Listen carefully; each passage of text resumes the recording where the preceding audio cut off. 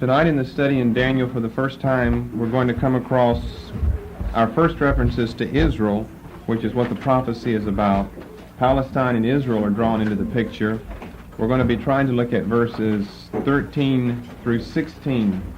We're still speaking of the same period of time that fits under the reign of King Antiochus III, or Antiochus the Great.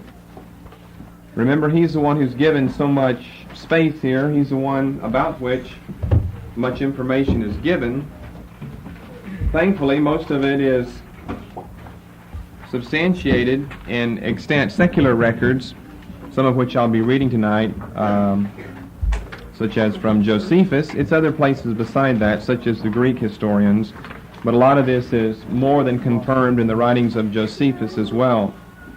But we'll come to that later on, particularly one thing that has to do with King Antiochus. Now, Antiochus has been warring. We saw in the previous verses, back up from verse 10 down through verse 12, with the Egyptian Ptolemaic king. We're going to move into the period of a new king now. We're going to move along about 15 years since the Battle of Raphia, which was our topic last time.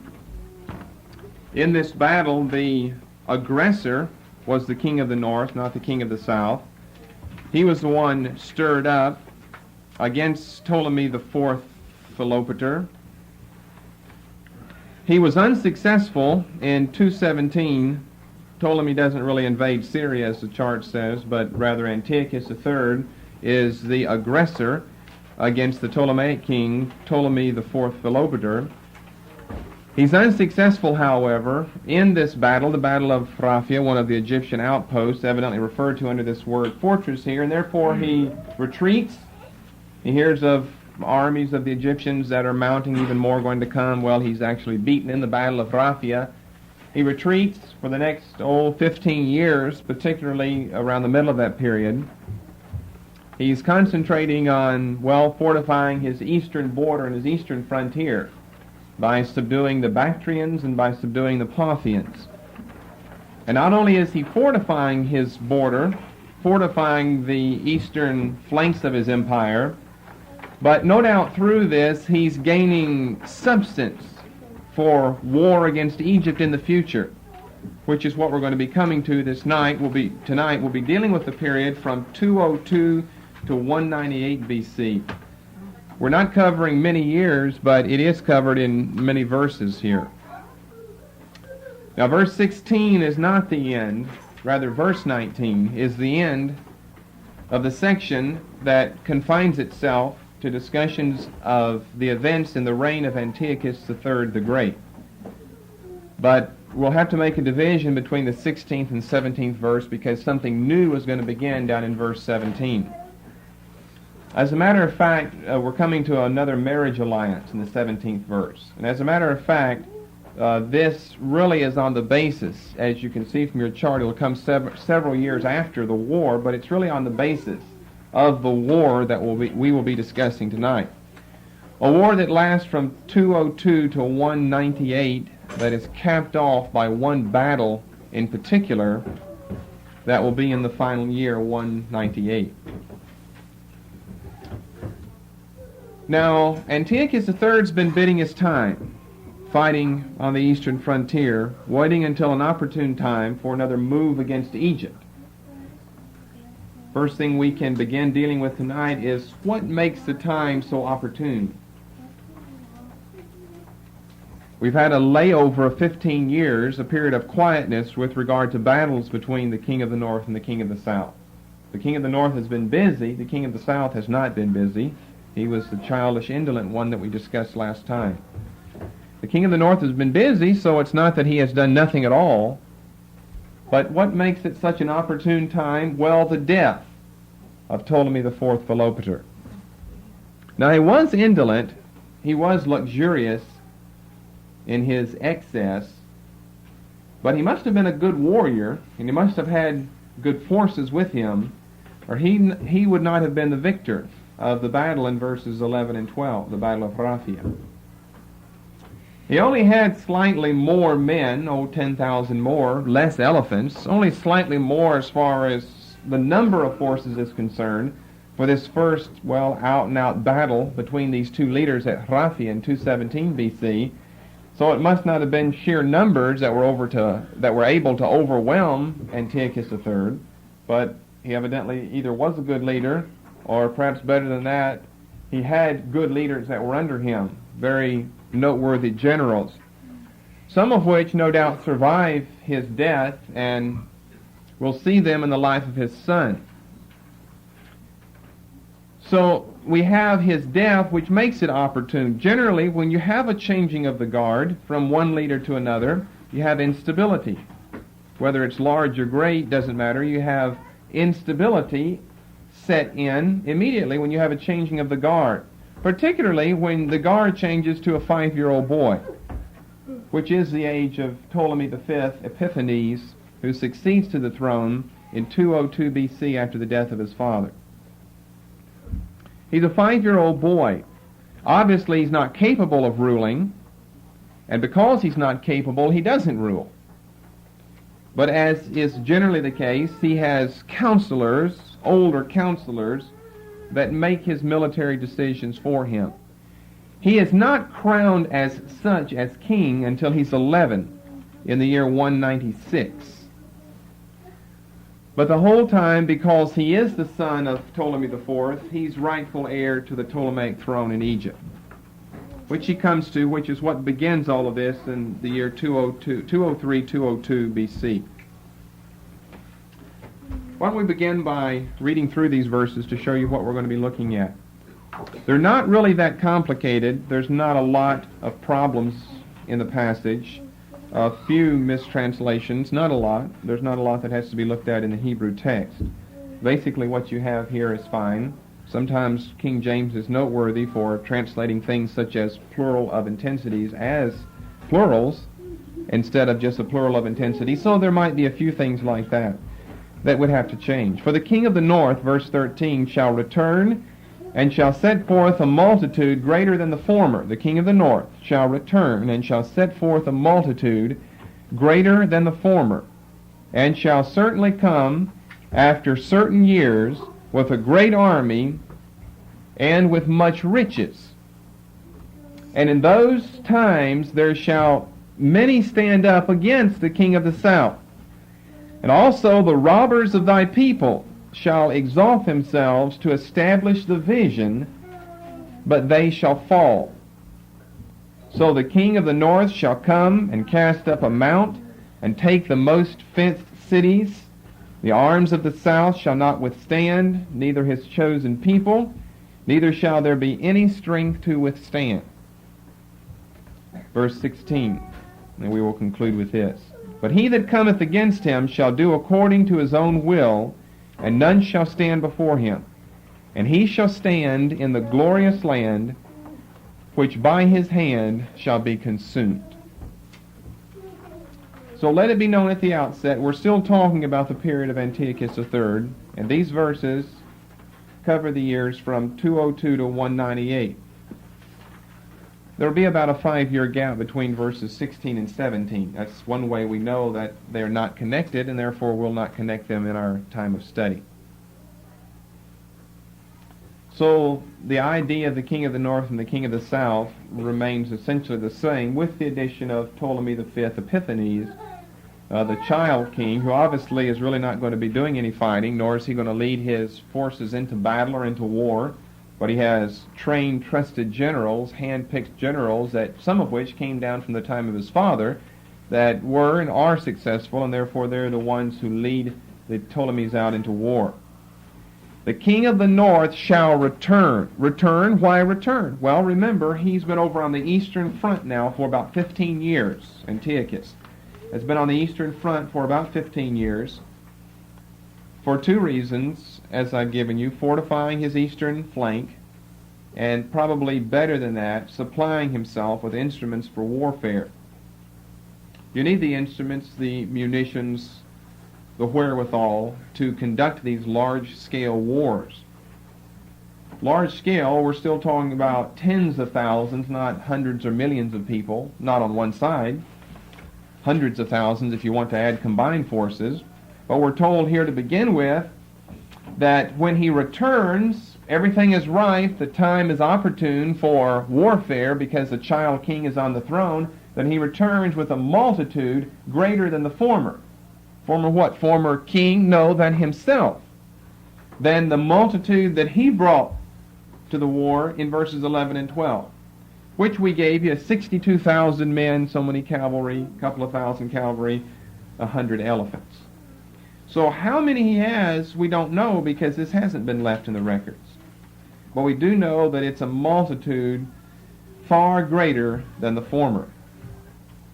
So maybe we're talking about, a couple of 100,000, 300,000 or something when we get these forces combined with the king of the north and the king of the south. He shall certainly come after certain years, we know that to be 15, with a great army, a multitude greater than what he had before, and with much riches. Now this is the word that presents us with our first problem. Rehuash presents us with our first problem here. What exactly does the word mean? Well, it appears 29 times in the Old Testament, this word translated riches, and it generally is translated substance. For it means goods, property, equipment, supplies, and yes, it can mean riches. That would be one's substance. Generally not, however. Because riches as such in that day didn't exist in coined money, you see. Riches existed in property, livestock, even the number of hired slaves that you had or whatever. So substance is the general word that's behind the Hebrew phrase or the Hebrew term. And it's general because it's good. It covers the necessary bases. Here, probably the word supplies or maybe equipment would be better than riches. Because our connotation of riches is money. Silver, gold, fiat money, some type of money, riches. Or if you're thinking back then, maybe you think of treasure chests with necklaces of pearls, diamonds, gems, rubies, this type of thing. No. Generally, even when it's translated riches, if Abraham had much substance, he didn't have a lot of money. He had untold cattle and sheep and, dozens of servants underneath him, and just all that goes along with that. You have to have your various cooking vessels and your various animals and your tents to stay in whenever you travel, various changes of apparel. So that was what their riches would consist in. The same would be true with substance. So probably what we have, if we're going to translate it as supplies or as equipment, this goes back to what he was doing while he was on the eastern front. Not only is he preparing his flank, but he's gathering enough horses, he's gathering obviously more elephants. That'd be one thing that you'd gather. If you used a large number of elephants in the previous war, why not use that and then some in the next war? Well, obviously he is. We see that after some things happen here, he even ends up with some more elephants that we'll get to later on. The same word is seen in the same chapter two more times, in verse 24 and in verse 28. Well, let's see how is it translated. Riches, probably riches again. Riches, I think, both times. I think the context of both of these verses, verse 24 and verse 28, will show that the word means booty or plunder from a battle, which is obviously not what the word means in the end of verse 13, because the battle hasn't even begun yet. He's just making preparations to begin march to go and engage in warfare with the king of the south. So he could hardly have booty or plunder from warfare, but rather he's taking supplies and equipment that he has gained from fighting with the Parthians and the Bactrians on the eastern front in order to be better equipped against Ptolemy, not the fourth, but now Ptolemy the fifth. And this verse, verse 13, seems to be kind of a general verse that covers the initial phases of this war. We'll speak of the war as one thing, we'll speak of the battle as something else. The war is the whole campaign from 202 to 198. The Battle of Paneas is just the culmination of the war that will come in the final year in 198. So probably we're talking about the first few years of the war itself. Maybe even all of the years. We don't know exactly how much verse 13 is intended to cover, generally speaking, in generalities, perhaps from 202 right down to 199 or the beginning of 198 BC. Let me give you a little history of how the battle goes to begin with. First of all, remember in the earlier battle, when we had Antiochus IV, or Antiochus III and Ptolemy IV fighting, and the king of the north, Antiochus, is the aggressor. He also is the one who seems to be on the upward side whenever the battle is about halfway through. But he makes the mistake of beginning to plunder and allowing his troops to plunder their enemies before the battle is complete. And it was that tactical mistake that cost him the battle. Well, here we've got just the reverse. Antiochus is not doing so well. He's brought a large army. His intent is to march into Egypt, but he does not do so well. There is a setback or two. We've got various skirmishes that happen in these initial years. Then his first major advance is somewhere in this period, exactly what year we don't know, but he does gain control of Palestine. He does gain control of Palestine, which really is not so important for him, but is most important for our purposes. He has had control of Palestine briefly, once thus far, back around the 218, 217 mark. And that is once in 103 years that the kings of the north have had control of this little country that has precariously been placed in between these two warring nations. So he does gain Palestine, but like the earlier one, it's only temporary. Whoever the leaders are in Egypt at this time, whatever council or group of elders or counselors to the king are planning the strategy, they send out one of Egypt's best generals by the name of General Scopas, S-C-O-P-A-S, who was sent up to force the Syrians back out of Palestine. Now, as far as I know, I don't know, because I don't think anyone knows, but as far as I know, as far as anyone knows, there is not any connection between this General Scopas, and the mountain in Israel that goes essentially by the same name. Josephus calls it Mount Skopos, S-K-O-P-O-S, a certain mountain, S-K-O-P-O-S, short O's, Skopos. In Israel, in Jerusalem, as a matter of fact, just a little northeast of Jerusalem, today it's known as Mount Scopus, S-C-O-P-U-S. This general is S-C-O-P-A-S. It's interesting that there is a similarity, but as far as I know, the similarity is not due to the fact that one is based upon the other, but somehow the mountain assumed the same name that a general just happened to have. It's the northernmost and the highest of the three summits of the Mount of Olives, if you want to know where the mountain is. You can stand on Mount Scopus. I've stood on Mount Scopus, and it overlooks the city of Jerusalem below. You see, the Mount of Olives is not one mountain. It's three mountains that are combined in a little chain together. And as you go northwardly, you go up in elevation as well. Right now, Brigham Young University is building a campus on the top of Mount Scopus. And the people in Israel are not very happy over the BYU extension that is being built, but as far as I know, nothing can be done about it. They have promised not to proselytize once they move in, but how could you be a Mormon and not proselytize? They'll find a way, but I've got a lot of pictures of that and all the building and the big super cranes that are putting up the BYU University there. Well, that's on top of Mount Scopus. It's just a note because this general's name happens to be the same. As far as I know, there's no connection. But it is the highest and the northernmost of the three summits of the Mount of Olives. So this is covering the first couple of years or so of the battle.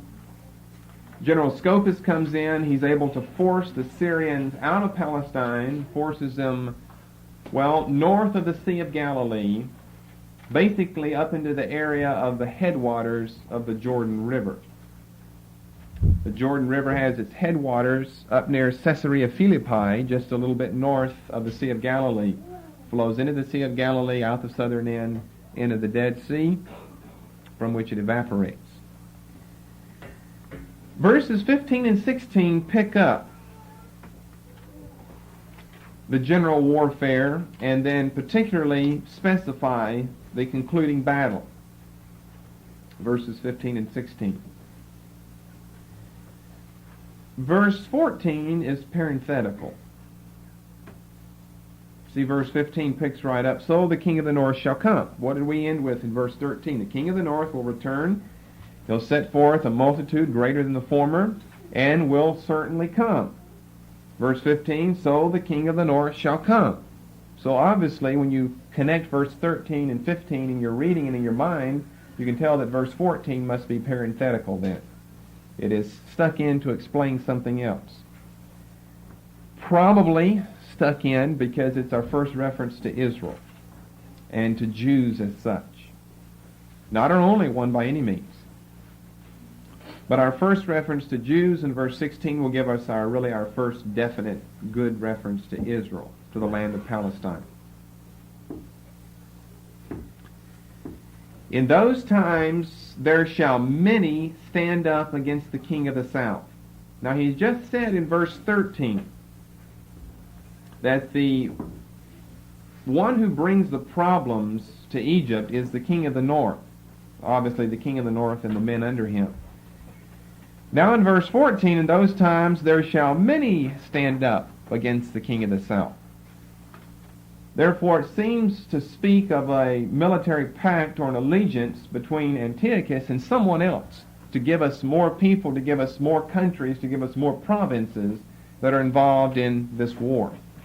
Well, we know historically who that might be. Philip the Fifth of Macedon joins in a military pact with Antiochus III of Syria, agreeing therein to divide the spoils of Egypt, primarily the territory controlled by the Ptolemies, after the conclusion of the war, obviously assuming that the combined alliance of the Macedonians and the Syrians will overwhelm the Egyptians. So Philip begins his role. Remember how we talked earlier, all the way back to an earlier Seleucus, how Seleucus III had attacked some provinces up in Asia Minor that belonged to Egypt, and he was assassinated, and that seemed to be preparation against Egypt. And then his brother, now Antiochus III, he has attacked provinces out in the east and established all of that area. And now as you get Philip V of Macedon in an alliance with you, then obviously he's going to be attacking something. What? Aegean islands that were Ptolemaic Egyptian provinces at this time. The Egyptian empire controlled by the Ptolemies was rather widespread, as was the Syrian Seleucid Empire. But I trust you're familiar with where the Aegean Sea is, and that's up in the territory of Greece, therefore not very far away from Macedonia. And Egypt had land up here, had territory which she controlled in this area. So Philip began, I didn't bring the names of all the places that he attacked, but he began by making some inroads into the Aegean island possessions of Egypt. This is what the first part of the verse 14, has reference to. In those times there shall many stand up. Combined forces now with more than one local political leader, not just Antiochus, but Philip as well. And then you combine the generals and the various duchies they might control underneath them. They'll combine themselves against the king of the south. Now let's look at the end of this verse. And also the robbers of thy people shall exalt themselves to establish the vision, but they shall fall. Now, without a doubt, here's the most unusual phrase we've come across yet in Daniel 11. Most unusual reference that we have to interpret that's really not that easy to interpret. We can gain some general understanding of what he's talking about, but what specifically it applies to will just be pure speculation. So I think we will indulge in speculation here and there to see what sounds the best. Also, let's deal with the phrases first of all, though. Also, the robbers of thy people. The robbers of thy people. Literally, the Hebrew means men of violence, or even more literally, men of breaking. But you know, if you throw a lamp against the wall because you're mad, it proves you're violent. You broke something which proves your violence. So breaking is the literal part of what he's talking about. We would better understand this as men of violence. Robbers are generally violent people. And you might want to note down, we won't turn there, but the same phrase occurs, and I think it's translated the same, robbers, in Ezekiel 18:10. Ezekiel 18:10, a short verse. So this would better be translated also the violent of thy people. So we won't have to rearrange the whole thing and say the men of violence, but also the violent of thy people. The violent of thy people. Now, the antecedent to thy, unlike all these times we've looked for antecedents, is the prophet Daniel.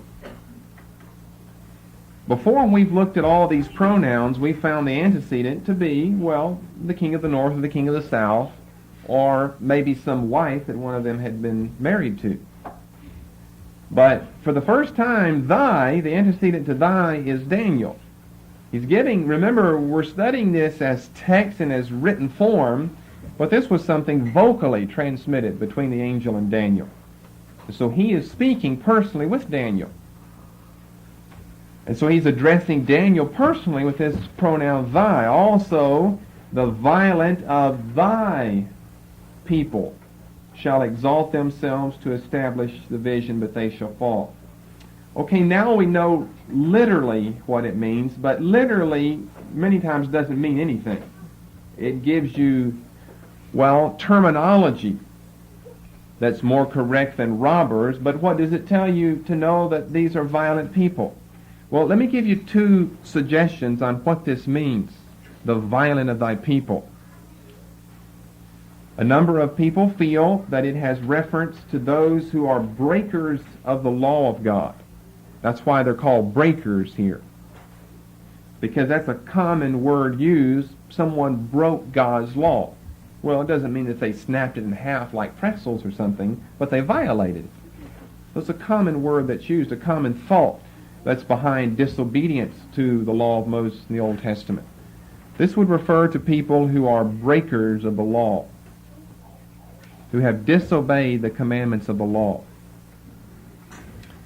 Then another suggestion, and by the way, a third suggestion would just be a combination of these two, which puts you on safer ground. Then at least you're halfway right. If you're right on either one of those, you're halfway right. Another suggestion is that we're talking about revolutionaries in Israel. People, in other words, who are not satisfied with the present form of government, not satisfied with the present government at all, and so they're revolutionary. They're like the zealots of the Gospels. The zealots were ones who wanted to overthrow Roman rule in Palestine in the 1st century A.D. And so this would be an Old Testament group of zealots wanting to overthrow current rule, which obviously would be Egyptian rule, because remember Antiochus III has been pushed back out up north of the Sea of Galilee by General Scopas. So maybe a group of insurgents here to some Jews that are wanting to overthrow the government. Now, if they're wanting to overthrow the government, then we could possibly see how they might also be considered as breakers of the law of God. Because if God brought foreign domination into your country, then it was God who brought the foreign domination in, and God meant it to stay until it was His time to lift their hand from you. Therefore, to go against them would be to break the commandments of God and to violate the precepts of the Lord. Which one of those is it? Well, it's speculation. Which it is. We're not given enough to make an educated guess, so we have to leave you with 3 points that it could be. Also, the violent of thy people. We do know, however, since the word violent is used, and since we're talking about politics here, that they are involved in fighting. There's no doubt about that. They are revolutionaries. You see, there's no doubt about that. But if that's the chief reference to them or not, that's what we do not know. But let it be known right away, they are revolutionaries. They are going to cast their lot on the side of one particular man, Antiochus, against the Egyptians. So let's try to understand some more, though. Maybe reading along will help us understand some more. Also, the violent of thy people shall exalt themselves. Well, that's always contrary to Scripture. If you exalt yourself, and the Lord doesn't exalt you, shall exalt themselves to establish the vision. Here again is speculation, because the text doesn't provide us with what he means by this. For the continued Again is speculation, because the text doesn't provide us with what he means by this. It either has to be speculation or, I guess, direct revelation to know what he's talking about. Shall exalt themselves to establish the vision. Before I deal with possibilities of that vision, let's see if we can gain the meaning of what's going on, because this is the most important phrase in this verse and the most important one we've come across thus far, and I think one that we can learn some spiritual truths from as well, as you'll see in a moment. So we've got the violent Jews. Thy people, thy people. Daniel's people lets us know we're talking about Jews. The violent Jews will exalt themselves to establish the vision. Now, it must be a vision that God has given, so it must be something valid, but it must not be time yet for the vision to be fulfilled. Therefore, these people are exalting themselves above God. That's the exalt themselves. Will exalt themselves above what? Well, above God.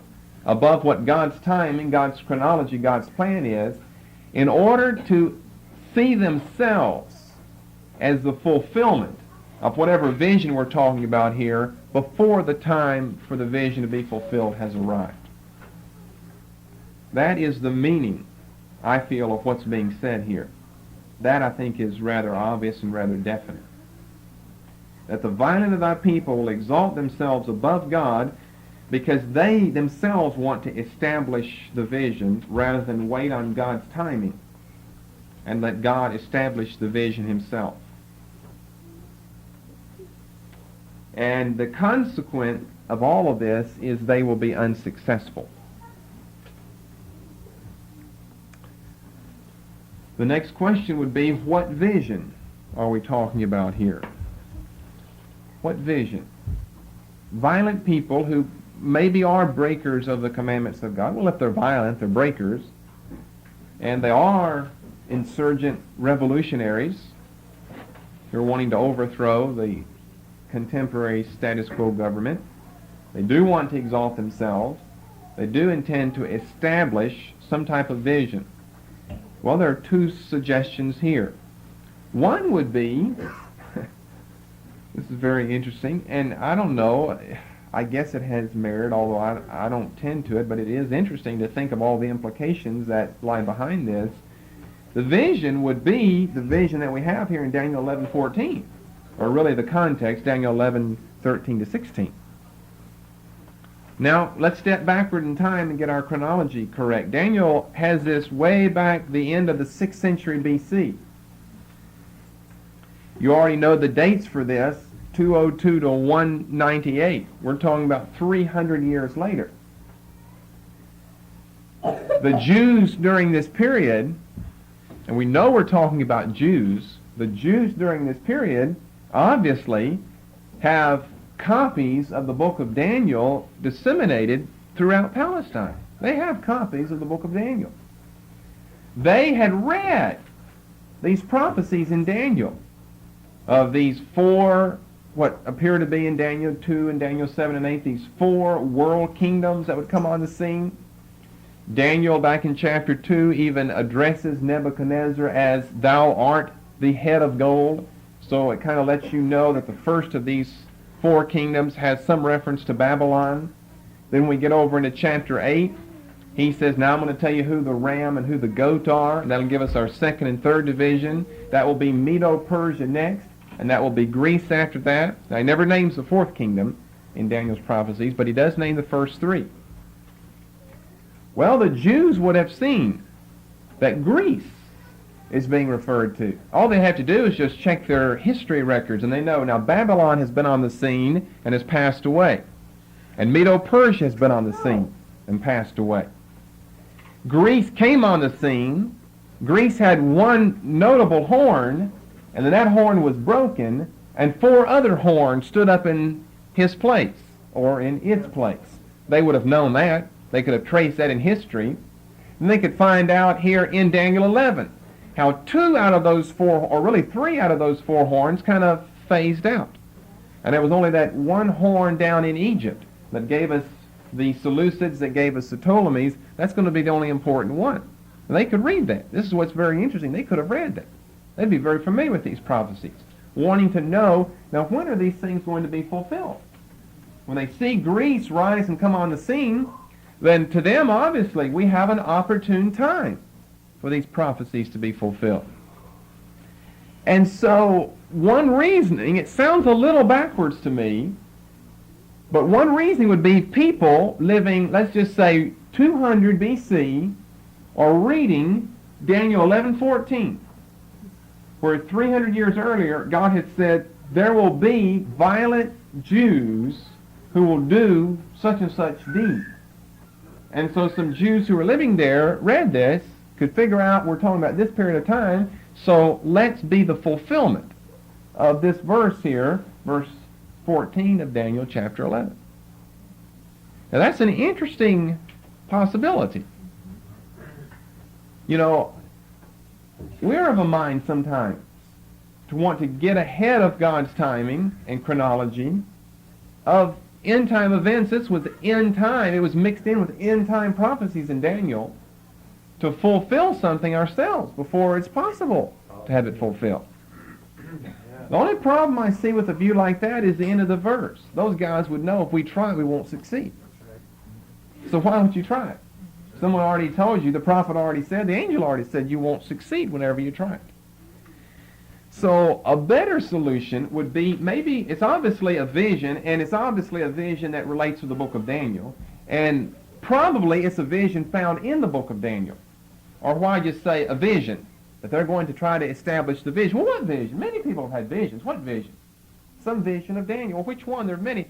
Well, some that relates to something that has to do with something that we could misinterpret it by today, such as not Babylon, not Medo-Persia, not whatever that dreadful, terrible, strong, exceedingly beast and kingdom is in the future, but Greece. And not just Greece as Alexander from Philip of Macedon, that's a century earlier, but the division of the kingdom and then the further division after that. In other words, perhaps chapter 8, verses 21 through 25. You turn over to Daniel 8, 21 through 25. Whatever vision it is, it's interesting that they have studied the scriptures and they are trying to fulfill some vision. And the rough goat is the king of Greece. The great horn that is between his eyes is the first king. Now the Jews could have determined this in the end of the 3rd century and the beginning of the 2nd century BC. That Greece came on the scene, that Greece was controlled by a notable king, that being broken, 4 stood up for it. 4 kingdoms shall stand up out of that nation, and not in his power, not with the same power that the first king had. And in the latter time of their kingdom, so let's give it some time, to process itself along. When the transgressors are come to the full, now maybe they just thought that people are horrible in our day and age. Things are getting worse and worse, and it's just a terrible time. So the transgressors are come to the full. Then a king of fierce countenance and understanding dark sentences shall stand up, and his power shall be mighty, but not by his own power. And he shall destroy wonderfully, and shall prosper and practice. Maybe they could think Antiochus III, who went by what other name? The Great, a great king. And who is given most material so far in the chapter? Antiochus III the Great. From verse 10 all the way down to verse 19 is given a lot of material. Maybe they would have interpreted. Now, if they would have, of course, it was a false interpretation. This is not the reference in Daniel 8.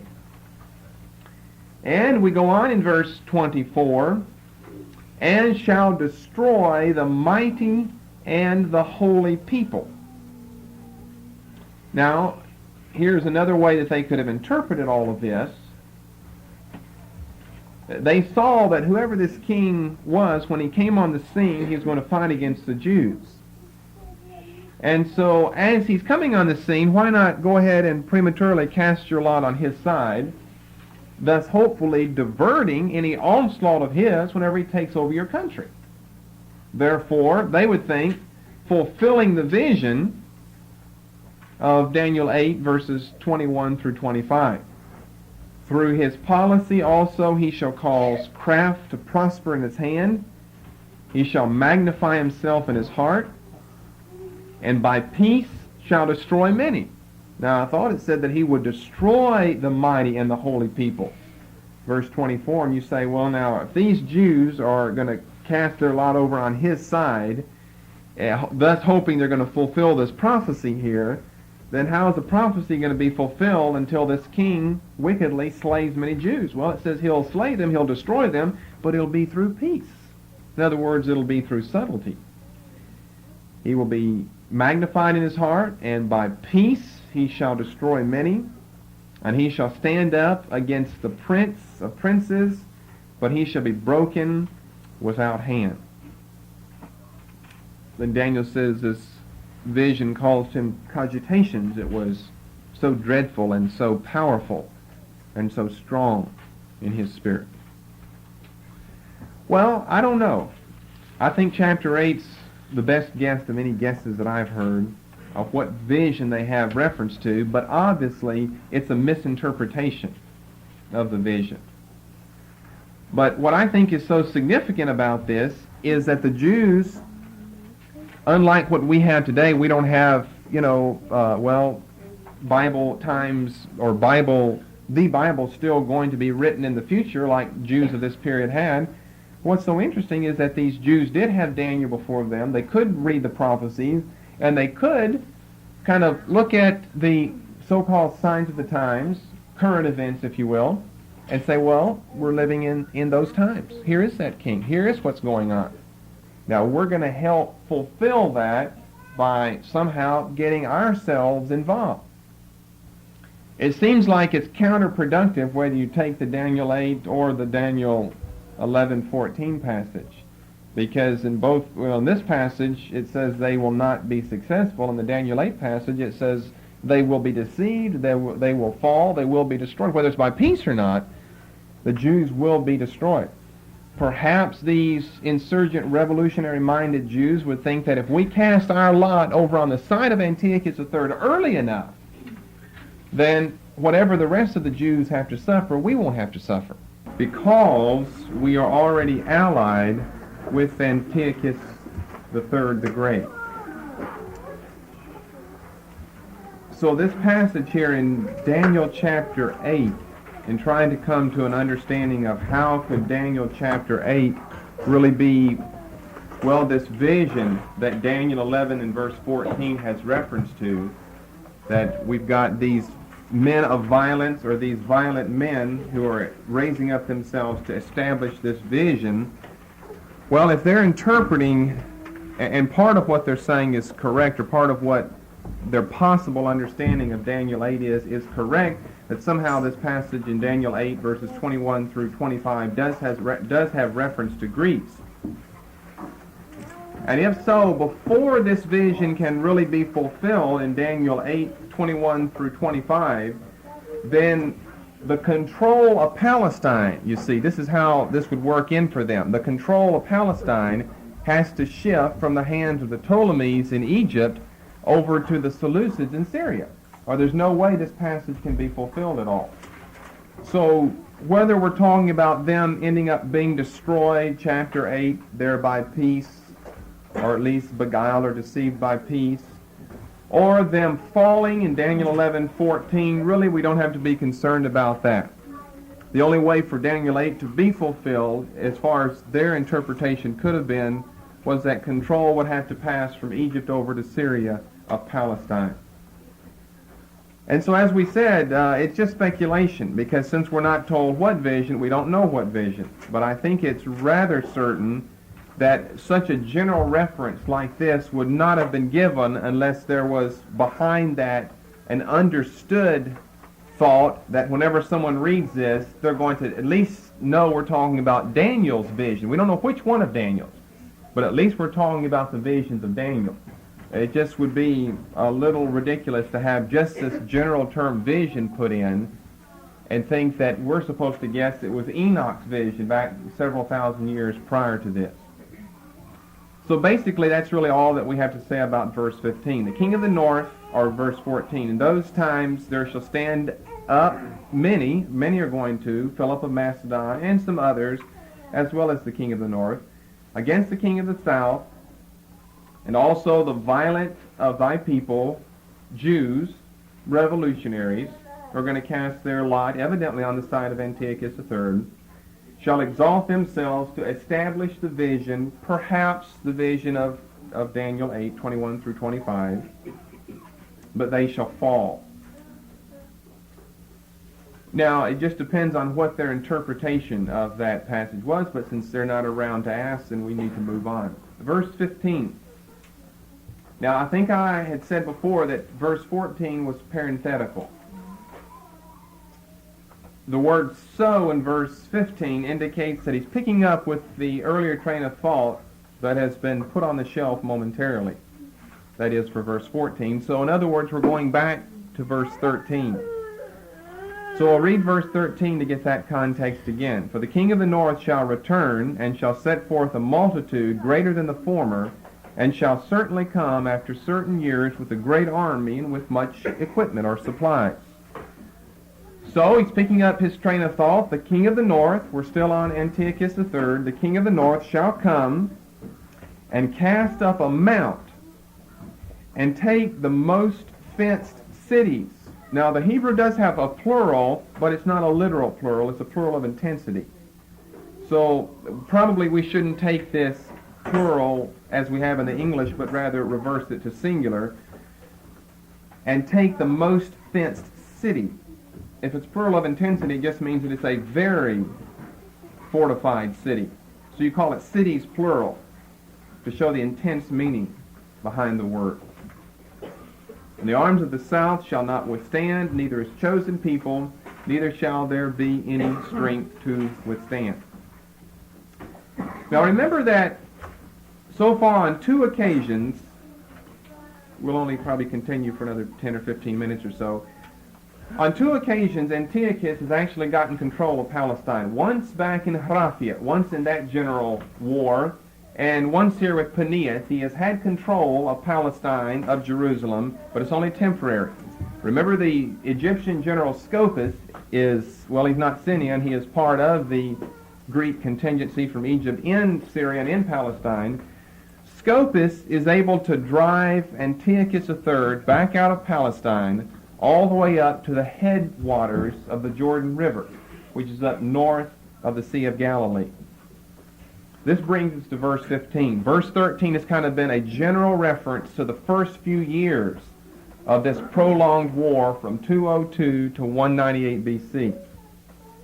But as your chart has, what we're trying to get to is one particular battle that verse 15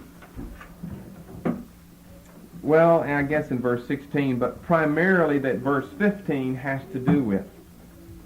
So let me explain a little of this battle. I believe the name is, they're giving you a different name here than we're going by. What is the name? Panion, P-A-N-Y-I-O-N, P-A-N-I-O-N. That's one name of a place. Its ancient name is Paneas, P-A-N-E-A-S, Paneas. Today, it's known as Banias, B-A-N-I-Y-A-S. And it's in the proximity of the ancient city of Caesarea Philippi that you're familiar with regard to Peter's great confession of Christ as Lord and as the Son of God in Matthew 16, Caesarea Philippi, which is in the general proximity of the headwaters for the Jordan River. So it's the ancient city of Paneas, or a general area there, with a city in it known as Paneas. In other words, this is where Antiochus is. He has been driven to this place by Scopas. Scopas comes up to Paneas. This has to kind of be understood in verse 15 before we get to exactly the conclusion of the battle. He comes to Paneas to fight Antiochus, and he is soundly defeated. He's defeated so badly that he has to flee. A majority of his men are slaughtered in the Battle of Paneas. He escapes with 10,000 of his men, and they flee to Zidon, which is over on the Mediterranean coast. He, along with 10,000, General Scopas, along with 10,000 of his men, flee over to Zidon, Z-I-D-O-N or S-I-D-O-N. This is the city that is referred to in verse 15 as the most fenced city. The king of the north shall come after he's already routed Scopas at Paneas. In other words, he's going to be traveling just about due west now, and cast up a mount. Well, this is just, siege works is what he's talking about. Siege works here. Cast up a mount and take the most fenced city of Zidon. The arms of the south shall not withstand. That is, the 10,000 men that have fled with Scopas shall not withstand, neither his chosen people. Now, there are two guesses on what this could have reference to. Who are the chosen people, his chosen people? One guess is Israel. They're referred to as the chosen people in the Old Testament. And so this would be another group of people who, unlike the ones of verse 14, have cast their military help over to the side of, Egypt, Ptolemy, or his general Scopas. Whereas in verse 14, we had these violent people who had cast their military might over on the side of Antiochus III. However, I really don't think that's valid, because it's not God's chosen people. It has to do with Egypt, his chosen people. And we do know from history that 3 hand-picked generals, I won't bother giving you their names, but 3 hand-picked generals were sent up by the counselors over Ptolemy to help lift the siege under which Scopas had found himself. His chosen people. That's why I call them hand-picked. They were the 3 best generals in Egypt behind Scopas. So these 3 generals were sent in turn with their men to try to lift the siege that was being conducted by Antiochus, and all 3 failed. So the arms of the south will not be able to withstand.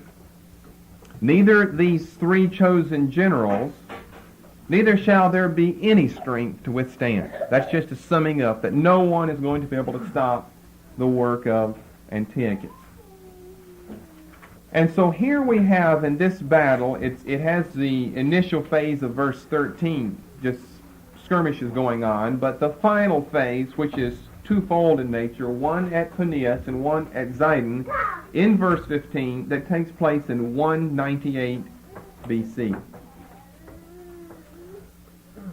Now, what is so significant about this is that for the first time, Palestine, after 122 years, permanently switches hands from the control of the Egyptians to the control of the Syrians. And it's going to be under the reign of the Syrians, not so much Antiochus, but other men by that name, Antiochus, that the Jews are going to experience some of their most unforgettable persecution, about which a large section of Daniel has been written. Daniel 11, that is. Most notably verses 21 through 35. A whole section explaining some of the horrible persecutions through which Israel would go. Verse 16, but he that cometh against him, this is back to the king of the north. This is just kind of generally summing things up. But he that cometh against him shall do according to his own will, and none shall be able to stand before him, and he shall stand in the glorious land. Now here's where we have our first reference to Israel.